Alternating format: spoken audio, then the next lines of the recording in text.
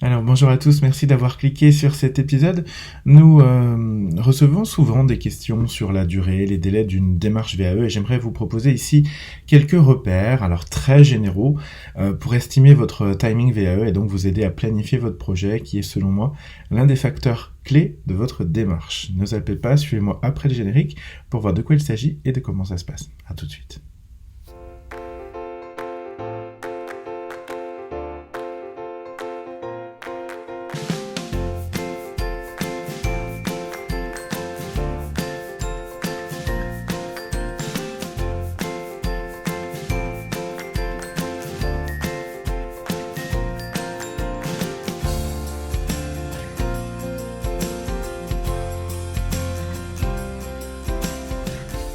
Bienvenue dans ce nouvel épisode, je suis heureux de vous retrouver, je m'appelle Julien Incart, je suis ingénieur de la formation et des compétences, diplômé donc d'un master que j'ai obtenu par la VAE, et mon métier c'est la formation et l'accompagnement des adultes. J'accompagne notamment à la validation des acquis de l'expérience depuis 2015 maintenant, sur tout type de diplôme et sur tout niveau. Dans ces épisodes, je vous partage tous les vendredis un maximum de trucs, d'astuces, de bonnes pratiques pour vous aider à vous lancer du mieux possible dans la démarche, et je l'espère de tout mon cœur, la réussir. Alors, cette semaine, on change de décor. Je vous parle depuis Paris où j'anime une formation management pour de futurs responsables d'école de conduite que je salue au passage et que je souhaite un plein succès dans leur projet. J'aimerais évoquer aujourd'hui le facteur temps dans une démarche VAE et avant de commencer, bien sûr, quelques avertissements s'imposent. Premier avertissement d'abord pour commencer, c'est bien sûr difficile d'apporter au travers une vidéo ou un podcast une réponse précise, individuelle, unique, parce que chaque projet finalement dépend de tellement de facteurs temporels que c'est très compliqué d'apporter vraiment des réponses. Ici, je reste donc sur une approche généraliste, je vais vous proposer des repères qui vont vous aider peut-être à estimer les choses, mais évidemment, ça dépend de tellement de choses, notamment de votre projet, du choix de votre diplôme, de votre certificateur, mais aussi de votre propre capacité avancée, que vous ne pourrez pas trouver une réponse personnalisée, c'est le rôle de l'accompagnement. Deuxième avertissement, c'est bien sûr que cet avis que je vous propose ici, bien sûr, ne reflète que ma propre pratique de l'accompagnement, et d'ailleurs de mon propre projet en tant que candidat. Ça ne vaut pas parole d'évangile, je vous le rappelle, il s'agit de repères, d'indicateurs, et d'ailleurs, si vous souhaitez témoigner de votre propre expérience, écoutez, je vous invite à le faire, parce que ça va forcément aider les autres. Vous pouvez nous écrire un petit commentaire dans les commentaires sous cette vidéo.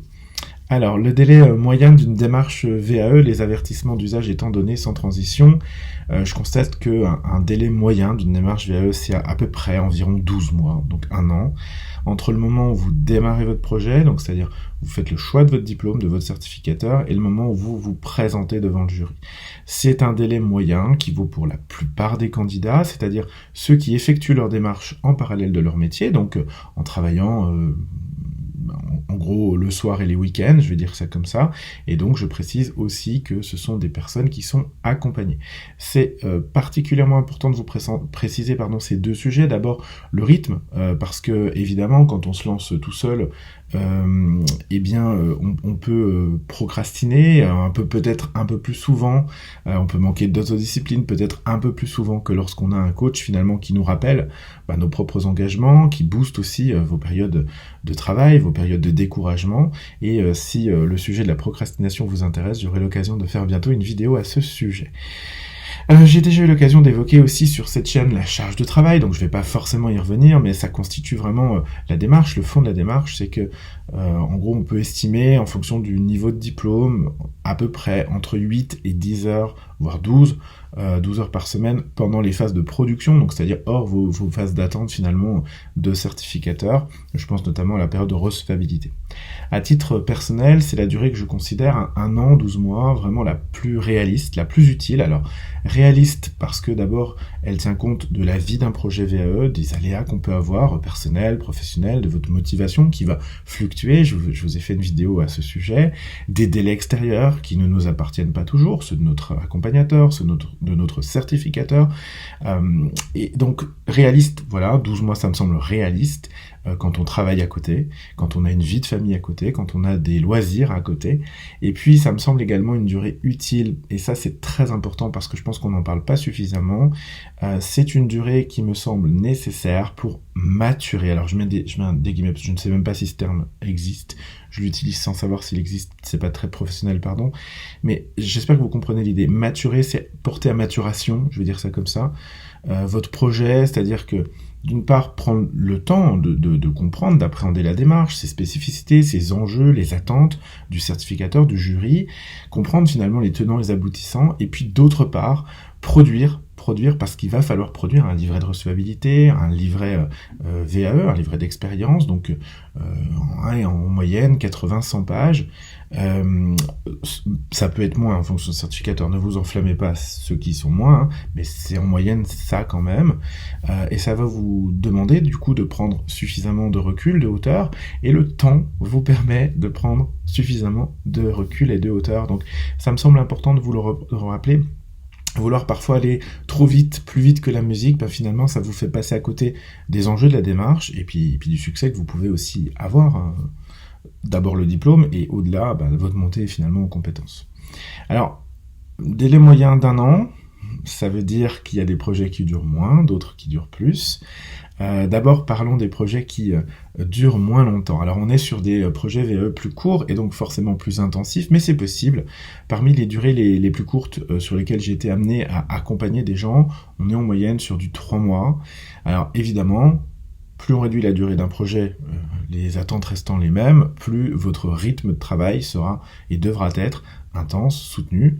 Globalement, moi je peux constater dans mon expérience que ça a été le cas sur 2 types de profils. Un premier public de salariés, plutôt cadres, minimum agent de maîtrise et la plupart cadres, avec des responsabilités donc managériales.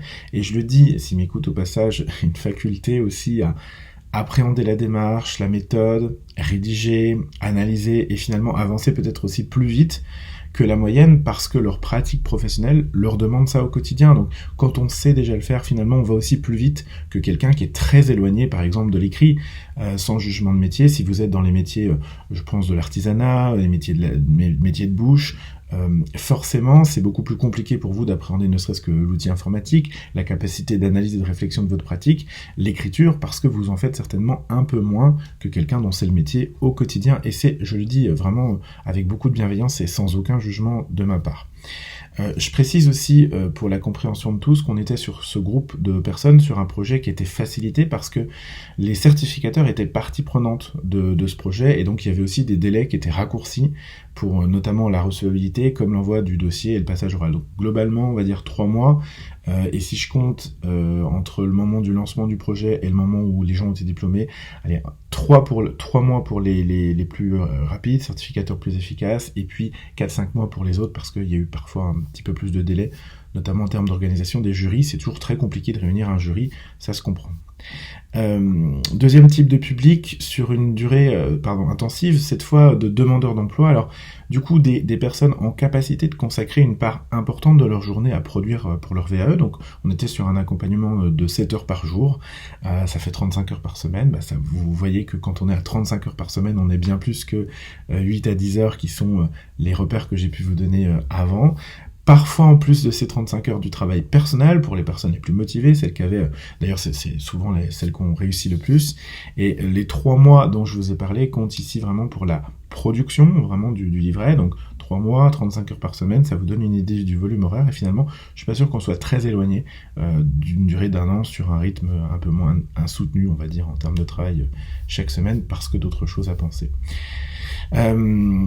Sur la durée totale du projet, par contre, on est loin des 3 mois, parce qu'une fois qu'on a au-delà des dossiers qu'on a produits, il faut aussi prendre en compte les attentes, les contraintes des certificateurs, et on est de façon générale sur du 10 à 16 mois en fonction des certificateurs et de leur réactivité, évidemment. Ils ont des délais, et on en reparlera à la fin de cette vidéo. Alors voilà, pour les projets les plus courts, vous avez bien compris que c'est possible de faire plus vite, mais d'une part, il va falloir être plus intensif dans votre démarche, et puis d'autre part, vous restez contraint aux aléas extérieurs que sont les certificateurs notamment. Du côté des accompagnateurs, nous, on peut s'adapter à votre rythme. Enfin, c'est pas un souci. S'il vous faut même 2 rendez-vous par semaine, moi, je suis prêt à vous les faire. Derrière, il faut aussi suivre parce qu'un rendez-vous, ça se prépare. Donc, il y a une grosse phase de travail personnel, de production avant chaque rendez-vous. Donc, voilà, on peut passer à un rendez-vous toutes les semaines, 2 rendez-vous toutes les semaines, mais ça veut dire aussi beaucoup de travail par ailleurs. Passons maintenant aux projets les plus longs, donc quelquefois des projets supérieurs à 1 an. Donc le délai moyen, je vous ai dit que c'était 1 an, ça reste un délai moyen. Il y a donc du coup des projets qui mettent plus de temps à aboutir. Et la plupart du temps, je reconnais que c'est dû soit à un aléa, donc un aléa de la vie, qu'on n'avait pas prévu. Ça peut être des aléas positifs, je sais pas moi. Vous rencontrez la personne de votre vie, vous voulez faire le tour du monde, bon bah voilà, ça peut arriver. Souvent des aléas plus négatifs, la perte d'un proche, une maladie, une charge de travail qu'on n'avait pas anticipée. Il peut y avoir aussi des choses positives, je vous le rappelle, des promotions, des choses comme ça, mais voilà, souvent négatifs malheureusement, parce que du coup ça entrave aussi votre baisse de motivation, qui est pour moi le deuxième facteur qui ralentit vraiment le projet. J'en ai largement parlé sur cette chaîne de la motivation. Je pense que c'est vraiment très important de vous préparer au fait que vous aurez des fluctuations avec des baisses de motivation dans le projet qui sont normales, le temps de comprendre la démarche, le temps de se remettre aussi dedans, le temps de produire, c'est long, ça vous demande beaucoup d'efforts, donc c'est normal d'être démotivé, et ça fait partie des facteurs que vous devez estimer à mon sens quand vous vous intéressez à la planification de votre projet VAE. Alors le projet le plus long que j'ai suivi, c'était l'un de mes tout premiers accompagnements VAE, donc c'était un BTS à l'époque transport et logistique, qui depuis est devenu GTLA, donc gestion de transport et logistique associée. C'est un candidat qui, entre nos premiers échanges et le dépôt de son dossier, a mis 26 mois de production. Donc, ce que je vous propose de retenir de cette histoire, c'est vraiment l'aspect positif, parce que au-delà du projet plus long que la moyenne, j'ai eu affaire à un candidat, et d'ailleurs je le salue au passage, cher Florian, si tu m'écoutes, qui n'était pas pressé. Donc quand on n'est pas pressé, on n'a pas non plus de contraintes de délai, qui a subi aussi des aléas de la vie, ça arrive, et puis qui s'est, c'est ça que je retiens, accroché, et qui a au final obtenu son diplôme. Donc même si ça lui a pris plus de temps, lui il n'était pas pressé plus que ça, et au final l'objectif c'est quand même d'avoir le diplôme, donc bravo à lui. Important peut-être aussi à retenir, je vais reprendre ici ma casquette de formateur, donc notamment sur la gestion de temps, pour vous rappeler ici l'importance de la loi de Parkinson. La loi de Parkinson, c'est une loi universelle qui stipule que tout travail au sein d'une administration, je regarde mes notes, augmente jusqu'à augmenter entièrement le temps qui lui est affecté. Et je crois que c'est la chose la plus importante à retenir pour un projet VAE, mais finalement pour vos projets dans la vie de tous les jours. Quand on se fixe un objectif et quand on se fixe une échéance courte, on a tendance aussi à la respecter. Donc moi je vous propose de vous fixer une échéance d'1 an, entre le moment où vous vous lancez et le moment où vous terminerez. Ça me semble utile, comme je l'ai dit au démarrage. Accordez-vous toujours une petite marge de délai pour tenir compte des aléas qui viendront forcément impacter, interagir avec votre démarche. Mais je pense que si vous déterminez un délai raisonnable, atteignable, réaliste, ça ne vous sera que profitable.